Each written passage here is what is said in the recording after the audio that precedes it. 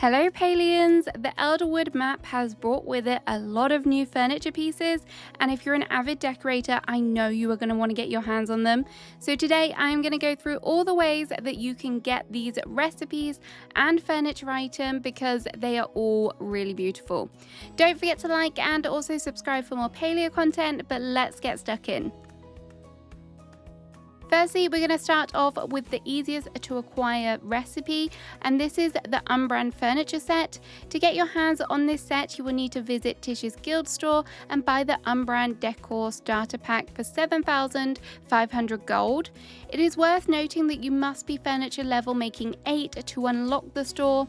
Once you have the pack, you will then have access to some starter recipes, and the other recipes will be unlocked via crafting inspiration. If you are new to the game, once you craft one of the furniture items, you will then get a pop-up like this to select the next mystery recipe that you want to unlock, and then this kind of rinse and repeats until you have learnt the whole set. In total, there are 25 items to craft, so that is quite a lot.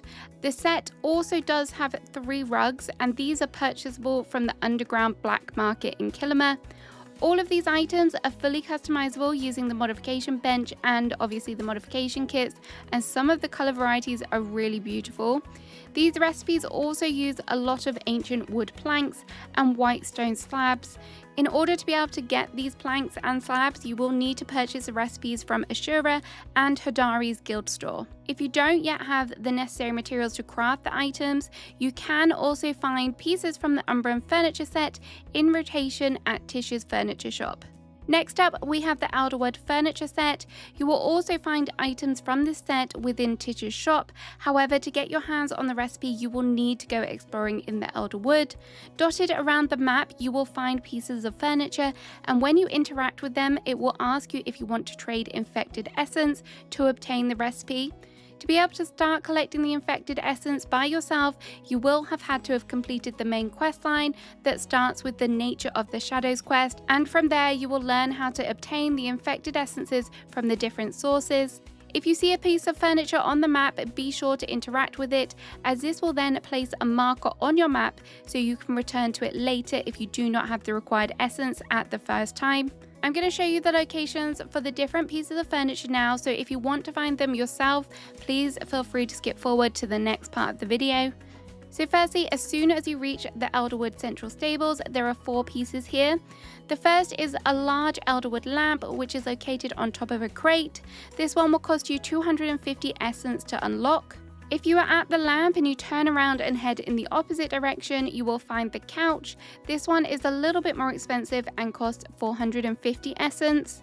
In the center of the stables, you will also find a giant tree, and if you climb up the tree using the rope kind of ladder here, you will then come onto a platform, and here you will find the Elderwood Mush Light for 200 essence. The final recipe in the central stables is the wardrobe, which is located close to where the artifacts are turned in and where Eloisa likes to stand.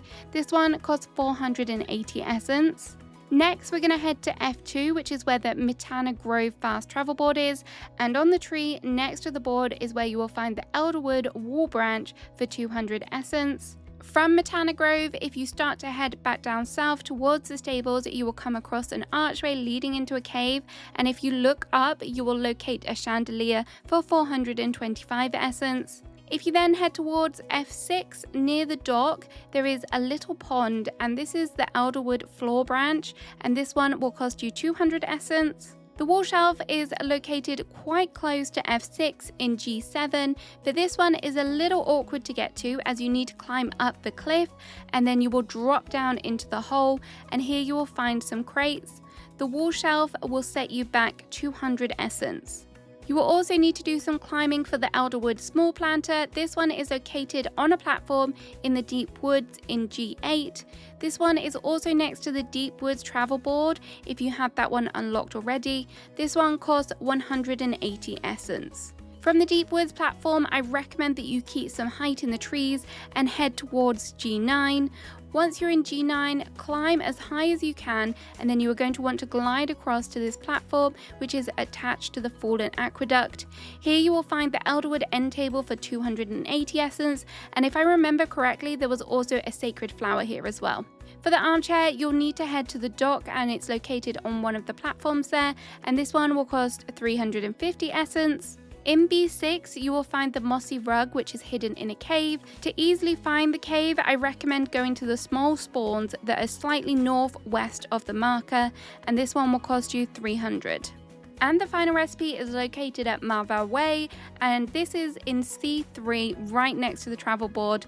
Again, you will need to climb up to the cliff to find this one if you have not already unlocked the travel board. And this one is the Elderwood small lamp, and this one costs 150 essence to unlock. So if my maths is correct, in total this is all 14 recipes. You will need 3,665 essence to unlock all of them. You might be sat there going, oh, but there's one thing missing, and you're right, there is. There is a backpack that doesn't have its own recipe at present. The only way to get your hands on this is in Tish's shop, and it should appear with the small items on the kind of other side of the wall that is in there. I don't know if in the future maybe they will add a recipe. It's just something that we'll have to keep our eyes peeled for. You will also be happy to know that all of the Elderwood furniture is also fully customizable, so go to town with this. You can also obtain furniture pieces from special Elderwood accomplishments. For catching all of the non-starred bugs within the Elderwood area, you will receive the bright-eyed shadow box, and if you manage to catch all of the starred bugs, you will receive the Elderwood starred box. The same also applies to the fish, but if you catch the non-starred varieties, you will receive the mounted float fish, and for the starred, you will get the mounted moors. As for the creatures, if you're able to collect all of the varieties of the schmoll spores, you will obtain the mounted schmoll, and if you manage to collect all of the Oggapoo scale varieties, you will be gifted the mounted Oggapoo. Spread amongst the Elderwood map, there are also treasure chests, and if you manage to find all of these, you will receive a map of the Elderwood to display in your house, and it looks pretty good. It is similar to the ones we have from Kilima and obviously Bahari, but it's just got the Elderwood map on instead.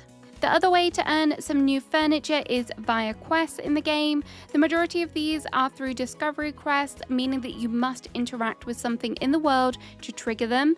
I'm not going to give you full guides to the quests as I don't want to spoil them for you, and I do think that you should go ahead and play them yourself, but some wonderful Palians have already made some guides.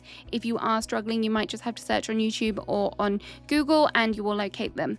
But firstly, we have the mermaid set. This one consists of 3 furniture pieces. In order to do this quest, you must have obtained the paperclip, which is dropped from mining nodes within the Elderwood. Once you have completed this, you will receive the 3 recipes for the set. I really hope that we are able to gain more items for this set in the future, as they are really beautiful. Next, we have the Aristocrat Mirror. To trigger this quest, you will need to go to C7 in the Okana Bog and find this structure. If you have not triggered the quest yet, there will be a crate present that will trigger the Hair Today, Gone Tomorrow quest. And once you've done this quest, you will receive the mirror in the mail from Kenley. To get your hands on Eloisa's Moondial, you will need to complete the aplatted piece of the puzzle. This one is an Eloisa quest, and you must run around the map looking for dirt piles which will glitter to collect the platypus fossils. The 4th one is the Votive Candle, a reward from the Explosions Long Past quest. To trigger this quest, you will need to go fishing and reel in a chest. Within that chest is a runic sphere which will start the quest for you. To obtain a copper teapot, you will need to do the All Quiet on the Umbraan Front quest. To trigger this one, you will need to head to B6, and by the shrine, you will see a little book resting on the edge. If you interact with this, it will start the quest. Now, I personally have not been able to complete this quest as it appears to be currently bugged for me, and I've seen other people reporting the same. So if you are in the same boat or you do encounter any bugs with any of your quests, please remember to report them. I just want to say thank you to Rune for allowing me to showcase the teapot. We were teased with the Grow All Out gazebo a long time ago, but now we can finally get our hands on it in the game, and you can unlock this in the Fit for a Queen Bee quest. To trigger this one, you will have to acquire the bee-sized crown. If I remember correctly, I believe this one was from harvesting honey. Please feel free to correct me in the comments if I am wrong. I often see people asking me about where the pixie tree is as part of this quest, and to deposit the berries for this quest, it's located here in B3, and then you'll be able to wrap up the quest here and eventually receive the grow up gazebo, and then you'll just have to go ahead and plant it and grow it in. Up next, we have the Magic Kit, which is acquired by completing the Magic and the Magi quest, which is triggered from speaking with Shane. For this one, you will be required some butterfly beans, so I highly recommend you get some growing if you have not already. The Parental Dispute quest, which is a little fishy, awards you the Gill 522, which is just a little furniture fishbowl type thing. It's quite cute. For this one, you will need to catch the angelfish, which if you haven't already saved one, I recommend you do.